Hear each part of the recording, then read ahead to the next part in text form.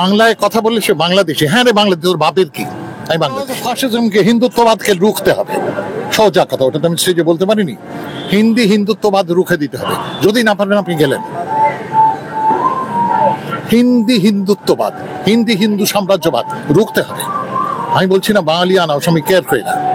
আমার মধ্যে কোনো বাঙালিয়ানা নেই। আমি বাঙালির ছেলে, ঠিক আছে, বাংলা ভাষায় কথা বলি, এটার চেয়ে বেশি কিছু না। কিন্তু এটা ধর্মভিত্তিক সবকিছু। কোশ্চিনকালে আমরা এরকম ছিলাম না। কোত্থেকে হনুমান এসে গেল? আমরা আগে রামের সঙ্গে রাম খচ্চর, রাম শয়তান, রাম ছাগল, এইগুলো।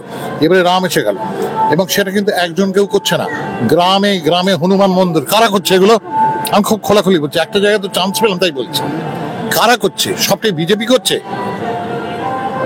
সোজা কথা, যদি হিন্দুত্ববাদকে আমরা আটকাতে না পারি, এই অনুষ্ঠানও আর হবে না।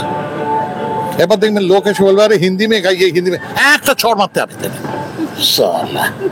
সোজা কথা। বাংলায় কথা বললে সে বাংলাদেশি। হ্যাঁ রে বাংলাদেশ, তোর বাপের কি? আমি বাংলাদেশি।